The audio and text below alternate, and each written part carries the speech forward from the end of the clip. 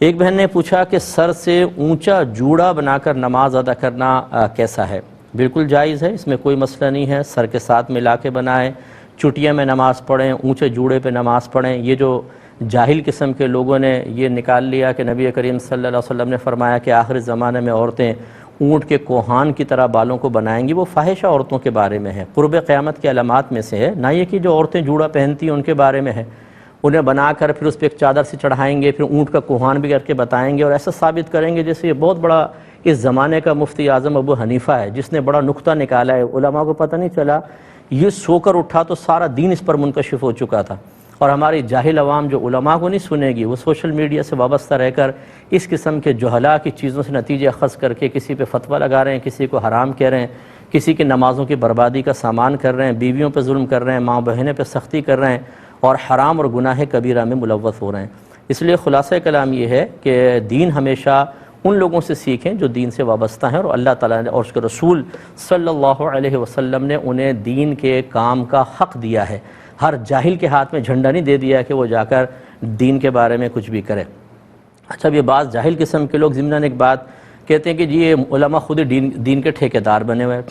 سوال یہ پیدا ہوتا ہے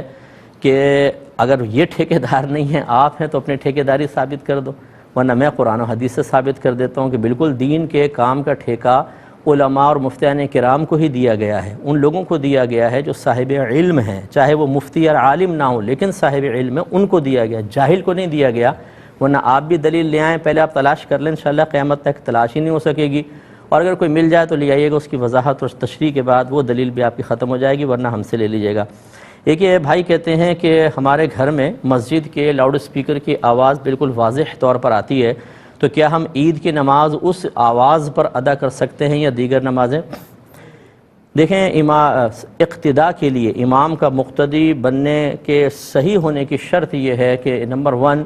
امام سامنے موجود ہو اور مکان ایک ہو۔ مکان ایک مطلب جگہ ایک ہو۔ جگہ ایک ہونے کا مطلب یہ ہے کہ امام اور جو پیچھے مقتدی ہیں ان کے درمیان کوئی ایسا فاصلہ نہ ہو کہ یہ دونوں ایک دوسرے سے اجنبی محسوس ہوں۔ مثال کے طور پر ایک شارع عام ہے، اس طرف امام صاحب چند لوگوں کو لے کے نماز پڑھ رہے ہیں، اور اس شارع عام کے دوسری طرف کچھ اور لوگ نماز پڑھ رہے ہیں اور بیچ میں ٹریفک جاری ہے،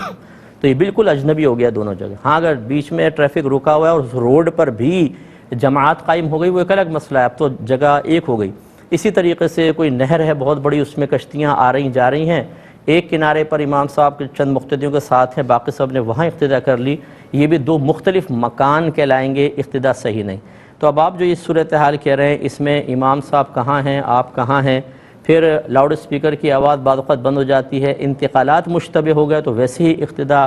کے اندر مسئلہ پیدا ہوگا، تو بہرحال گھر پہ اس طرح نہیں ہو سکتی ہے، آپ کو وہیں جا کر ادا کرنی چاہیے۔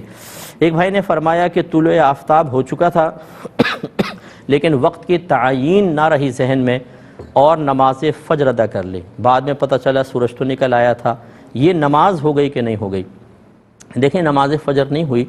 اور دیگر نمازوں کے اندر تو یہ ایک مطلب ہمیں آسانی حاصل ہے، جیسے ظہر کی نماز میں آپ نے ظہر کے وقت میں تکبیر لگائی لیکن اسی دوران عصر کا وقت شروع ہو گیا، یہ نماز ہو جائے گی۔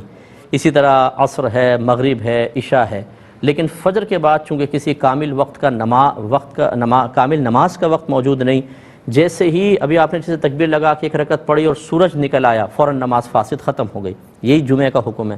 تو اس لیے یہ نماز نہیں ہوئی۔ باقی یہ کہنا کہ یہ وقت کی تعیین نہیں ہوئی، بھائی آپ اپنے پاس کیلنڈر رکھیے، آج کل موبائل پر ایسے ایپ آرام سے ڈاؤن لوڈ ہو سکتے ہیں کہ جن سے آپ نماز کا وقت مخصوص جان سکتے ہیں، اور گھڑیاں سب کچھ موجود ہیں، تو یہ اب فی زمانہ تو اس قسم کے آزار جو ہیں سوائے غفلت اور احساس ذمہ داری کے فقدان کے کسی اور چیز پر محمول نہیں کیے جا سکتے، اس لیے ذرا توجہ فرمائیے۔ تہجد کی اذان دینا سنت ہے، لیکن آج کل کے دور میں چونکہ نہیں دی جاتی، لوگ تشویش میں مبتلا ہوں گے، سمجھیں گے فجر ہو گئی ہے، اس لیے نہ دی جائے تو کوئی حرج نہیں ہے۔